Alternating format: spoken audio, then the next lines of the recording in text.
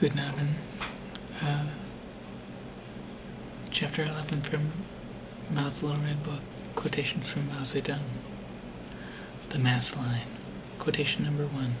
The people and the people alone are the motive force in the making of world history. Next quotation. The masses are the real heroes. While we ourselves are often childish and ignorant, and without this understanding, it is impossible to acquire even the most rudimentary knowledge.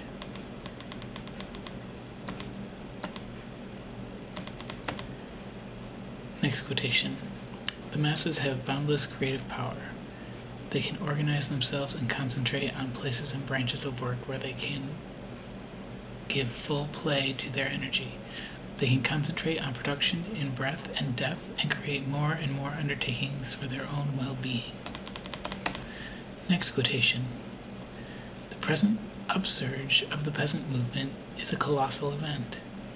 In a very short time, in China's central, southern, and northern provinces, several 100 million peasants will rise like a mighty storm, like a hurricane, a force so swift and violent that no power, however great, will be able to hold it back.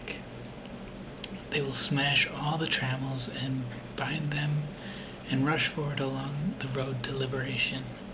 They will sweep all the imperialists, warlords, corrupt officials, local tyrants, and evil gentry into their graves. Every revolutionary party and every revolutionary comrade will be put to the test to be accepted or rejected as they decide. There are three alternatives: to march at their head and lead them, to trail behind them, gesticulating and criticizing, or to stand in the way and oppose them. Every Chinese is free to choose, but events will force you to make the choice quickly.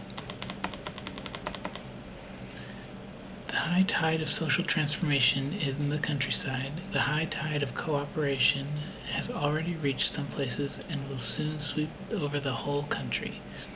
It is a vast socialist revolutionary movement involving a rural population of more than 800 million, and it has extremely great and worldwide significance. We should give this movement active, enthusiastic, and systematic leadership, and not drag it back by one means or another. Some errors are unavoidable in the process.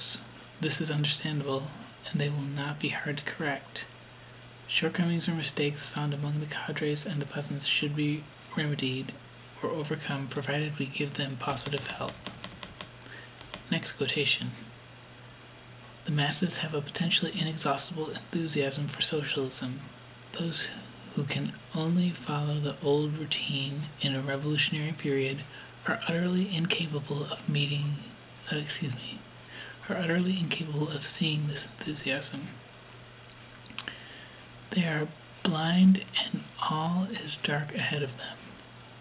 At times, they go so far as to confound right and wrong and turn things upside down. Haven't we come across enough persons of this type?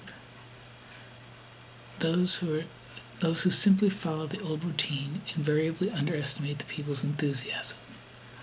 Let something new appear, and they always disapprove and rush to oppose it. Afterwards, they have to admit defeat and do a little self-criticism. But the next time something new appears, they go through the same process all over again. This is their pattern of behavior in regard to anything and everything new. Such people are always passive, always fail to move forward at the critical moment, and always have to be given a shove in the back before they move a step. Next quotation. For over 20 years, our party has carried on mass work every day, and for the past dozen years it has talked about the mass line every day. We have always maintained that the revolution must rely on the masses of the people, on everybody taking a hand, and have opposed relying merely on a few persons issuing orders. The mass line, however, is still not being thoroughly carried out in the work of some comrades. They still rely solely on a handful of people working in solitude. One reason is that, however, whatever they do, they are always reluctant to explain it to the people they lead, and that they do not understand why or how to give play to the initiative and creative energy of those they lead. Subjectively, they too want everyone to take a hand in the work, but they do not let other people know what is to be done or how to do it. That being the case, how can everyone be expected to get moving, and how can anything be done well? To solve this problem, the basic thing is, of course, to carry out ideological education on the mass line. But at the same time, we must teach those comrades many concrete methods of work. Next quotation. 24 years of experience tells us the right task, policy, and style of work invariably conform with the demands of the masses at a given time and place, and invariably strengthens our ties with the masses, and the wrong task, policy, and style of work invariably disagree with the demands of the masses at a given time and place, and invariably alienate us from the masses. The reason why such evils as dogmatism, empiricism, commandism, talism, sectarianism, bureaucracy, and an arrogant attitude in work are definitely harmful and intolerable, and why anyone suffering from these maladies must overcome them, is that they alienate us from the masses.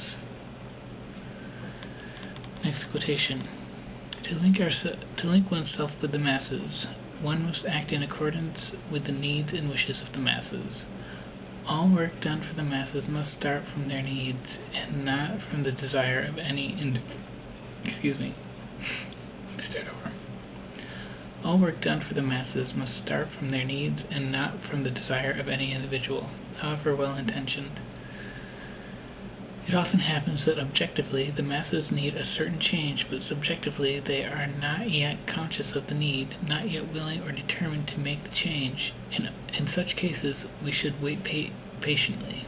We should not make the change until, through our work, most of the masses have become conscious of the need and are willing and determined to carry it out. Otherwise, we shall isolate ourselves from the masses. Unless they are conscious and willing, any kind of work that requires their participation will turn out to be a mere formality and will fail. There are two principles here. One is the actual needs of the masses rather than what we fancy they need, and the other is the wishes of the masses, which must make up their own minds instead of our making up their minds for them. Next quotation. Our Congress should call upon the whole party to be vigilant and to see that no comrade at any post is divorced from the masses. It should teach every comrade to love the people and listen attentively to the voices of the masses, to identify himself with the masses wherever he goes, and instead of standing above them, to immerse himself among them, and according to their present level, to awaken them or raise their political consciousness and help them gradually to organize themselves voluntarily and to set going all essential struggles permitted by the internal and external circumstances of the given time and place. Okay, this is it for part 1.